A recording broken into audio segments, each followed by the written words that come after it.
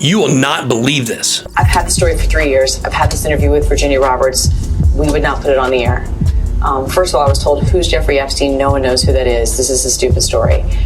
Then the palace found out that we had her whole allegations about Prince Andrew and threatened us a million different ways. We were so afraid we wouldn't be able to interview Kate and Will that also quashed the story. She told me everything. She had pictures. She had everything. It was unbelievable what we had. Clinton, we had everything. Do I think he was killed? 100%. Yes, I do. Because he made his whole living blackmailing people. There were a lot of men in those planes, a lot of men who visited that island, a lot of powerful men who came into that apartment. All mainstream media is fake. Fake news, period. CNN, fake. Fox News, fake. MSNBC, fake. Those obscure mainstream news outlets that appeal to you way more than CNN or Fox News, yeah, they're fake too. Ever wondered if you can trust what you see on TV? You can't. If you watch this video until the very end, you'll actually have the truth about the mainstream media. Let's get it.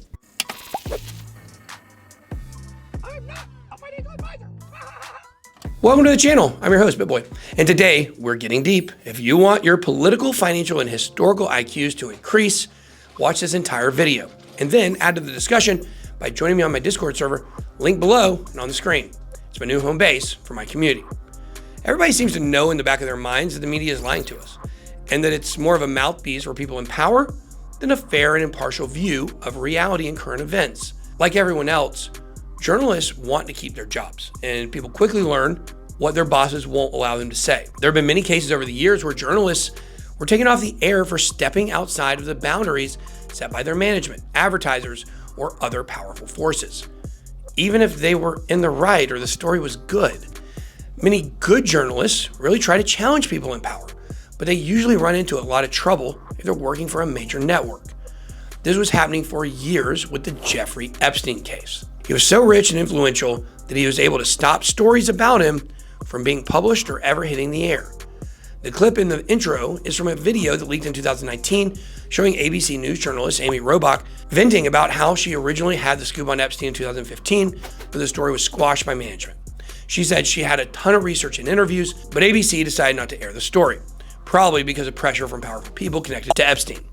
Another similar case is Vicky Ward, a journalist who wrote a detailed piece about Epstein for Vanity Fair way back in 2003, but the piece was heavily edited, and most of the incriminating information was removed from the article. Ooh, spooky. Once the media has decided that you're a problem for the establishment, they won't just spread negative news about you. They will use more aggressive language to write about you, even when you're appearing in neutral stories. On the other hand, if the establishment or one of its allies does something wrong or hurts someone, the media always uses softer language and speaks in the passive voice. For example, if a politician gets drunk and runs over someone with a car, the headline might say something like, "Pedestrian struck by politician's car," instead of "Politician runs over pedestrian."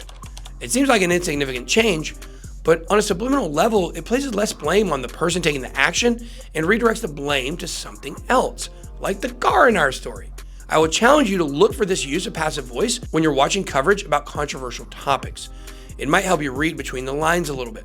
Now, I know this kind of sounds like conspiracy, crazy, whatever. These journals are all sitting around in a room plotting against people and consciously deciding who gets famous and who gets canceled. But that's not actually really what I'm suggesting. It's much more simple than that. It's all about access journalism, advertisers, and something called the Overton window. So let's take a minute to go over these concepts and their impact on the media. Access journalism is a strategy of cozying up to powerful people and using them as a source for your reporting. This kind of makes sense because news is often about powerful people. So you can get a direct line into the story if you keep these sources close. But this also allows powerful people to plant narratives and manipulate the news. This also makes journalists less likely to challenge politicians, CEOs, and other powerful people, because they will lose their access. Think back to the clip at the beginning of the video about Jeffrey Epstein. The reporter said that one of the many reasons ABC squashed the story was because Prince Andrew was implicated, and they were afraid that they wouldn't be able to interview members of the royal family if they published the story. Respect our privacy. You ever heard of a thing called privacy?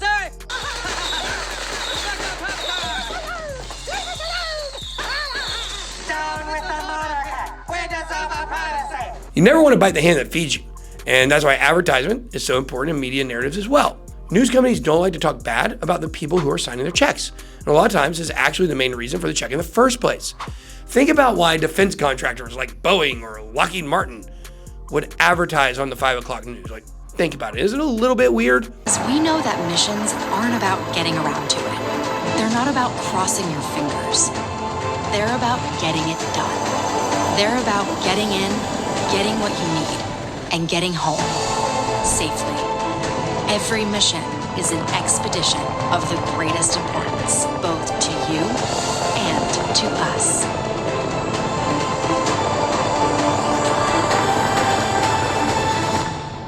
The average person isn't buying anything from Lockheed, but the company purchasing the ad is a way of paying off the news organization. I'd be willing to bet these contributions have played some role in how the media covers foreign conflicts. If you don't think these companies would do anything to protect their reputations, you should look up what's happening to Boeing whistleblowers recently. Boeing is in the news now because the backlash against them has grown so strong, but their advertisements probably kept other controversies out of the news over the past few decades attributed to them. Similar to what we saw with Epstein, they covered up the story until they couldn't anymore.